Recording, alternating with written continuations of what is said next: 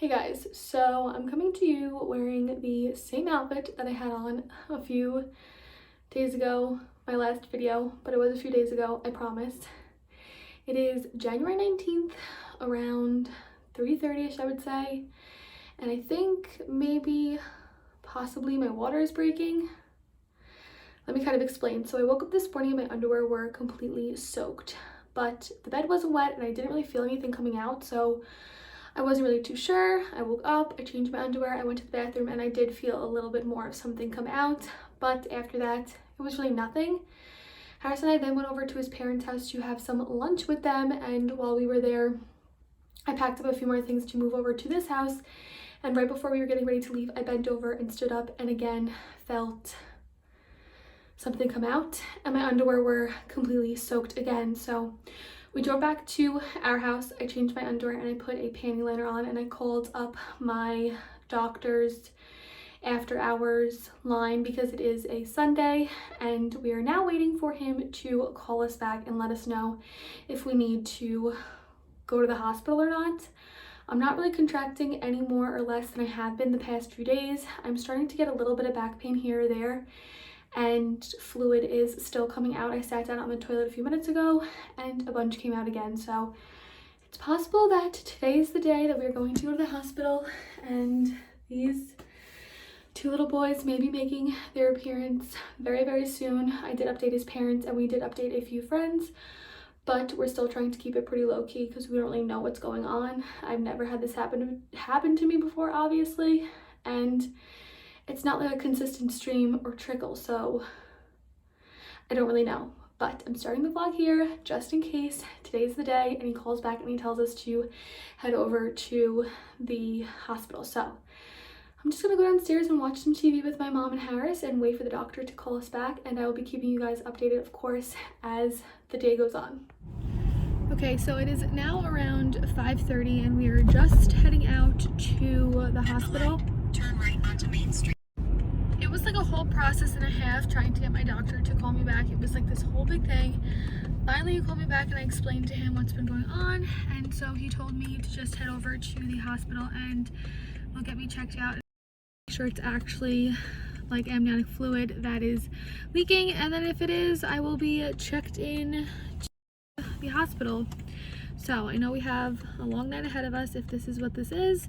I'm kind of hoping it is, because then they'd be born on 1/20/2020 possibly if they were born tomorrow. But yeah, we'll head to the hospital, get this all figured out, and then I'll update you guys. Okay, so in the hospital, before I put my gown on, one last update. I'm 36 weeks today. This is what we got. Harris is downstairs registering me and I have my mom in the room with me, so time to put my hospital gown on.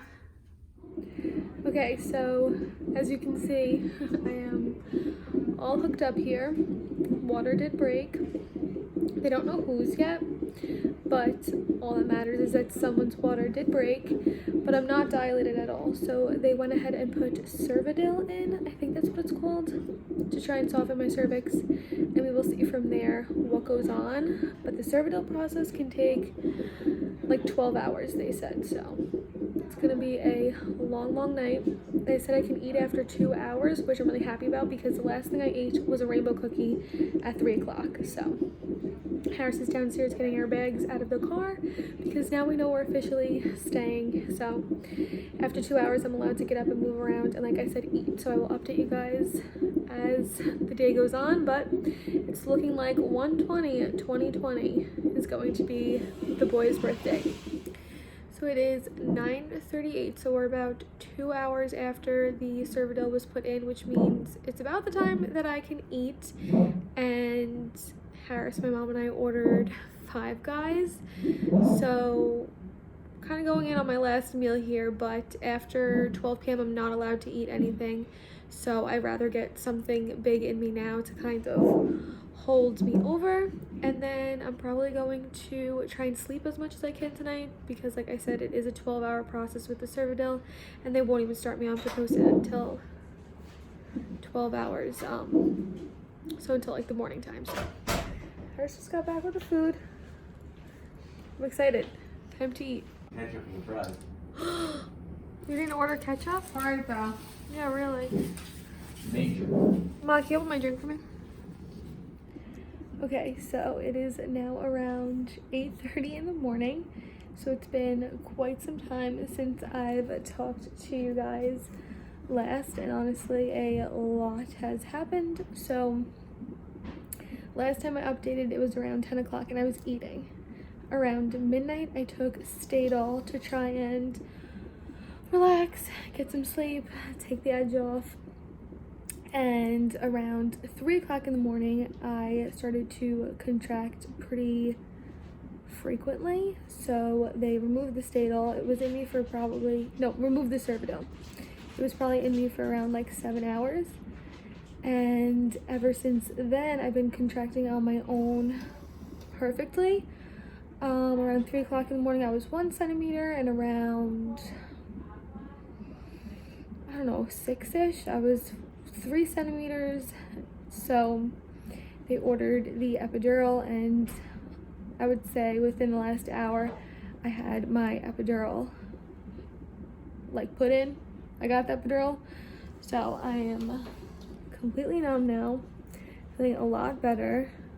The contractions honestly weren't too terrible, but the epidural was pretty rough. So now I'm gonna try and get some sleep, and hopefully this continues to progress how it has been, and I don't need to get any Pitocin. Alright guys, so it is so much later now.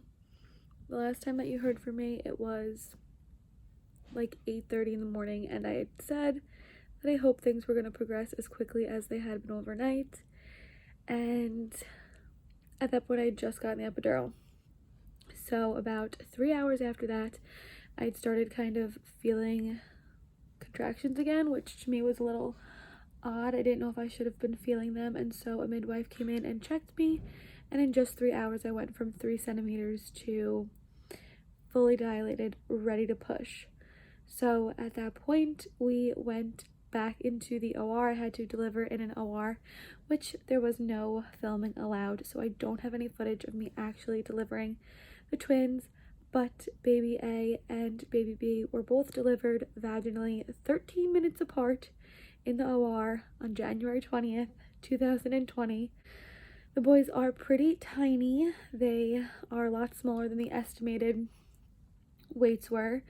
So because of that, they have to be observed in the NICU for at least 8 hours, and I'll only be able to go back there to feed them. So I can't show you them right now. I will try and get a few clips here or there when we go back to feed them later on in the NICU, but I'm feeling okay. Sorry, a nurse came in, but I did just get a catheter because I was not able to empty my bladder on my own. But I'm in the recovery room now. Harris is just showing his family the babies quickly. They can like look through the glass, I think, or something. I don't know. He's showing them to his family quickly, and then he'll come in here, and I think we're both going to try and rest for a little bit before the boys need to be fed next. So I will update you guys when I can. I'll show you guys them when I can. But all in all, this was a very quick process, a lot quicker than I thought it was going to be. I think I was only in the hospital for like 15 hours total, which is insane, with twins and not being dilated at all when I first got here. So it is now around 5:25. The boys just got taken to get some blood work done, and then I'm going to feed both of them.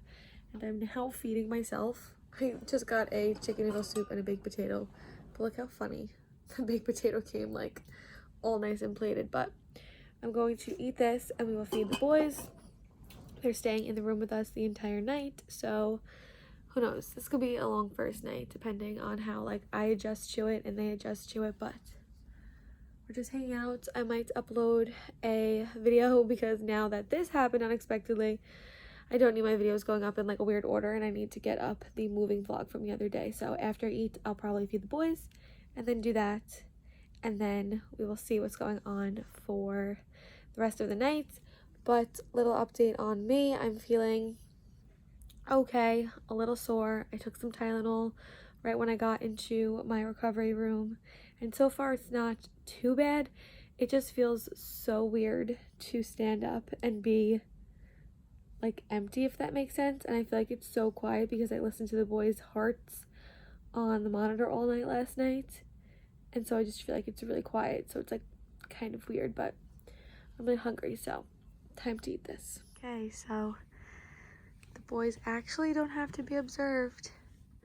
Oh, he's smiling. And they were just brought into the room. I'm gonna feed them in a minute, but I was putting them side by side so we can see they actually look like each other. This is baby A, this is baby B.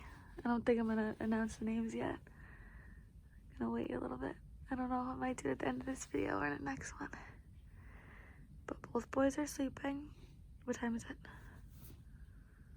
4:45. 4:45. So I'm gonna feed them again around 5:30, order something to eat, and then it's just us four for the rest of the night. Right, baby? Mm. Look at these cuties. Oh. He's waking up. Oh. Alright, so it's around 7 o'clock in the morning after our first night here. Excuse the echo in the bathroom, but I'm jumping on to quickly end the vlog. I thought I would do a really raw and honest day one postpartum body. Show you guys that. Show you guys the twins quick before I close out also. And I'm not going to announce their names in this video. I actually think I'm going to do it in the next video, so stay tuned. I know I'm kind of teasing you guys, but next video I will be announcing their names, so leave your final guesses in the comments down below. But I'll show you guys quickly what my body looks like less than 24 hours after. So it definitely went downhill a lot, but my uterus is still pretty distended from obviously being as big as I was. I still look pretty pregnant, but this is less than 24 hours after giving birth to the twins, so thought I would just share this with you guys since I've been pretty honest about everything else throughout my pregnancy. As for pain, I've been switching between Tylenol and Motrin throughout the night. Still pretty sore. Breastfeeding going okay so far. Boys are doing okay, so let's go. I'll show you them really quick.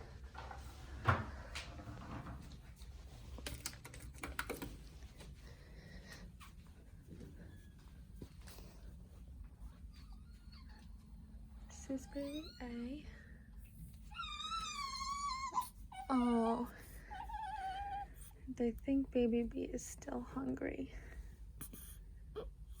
So I'm gonna pick him up and try and feed him again. But baby A is knocked.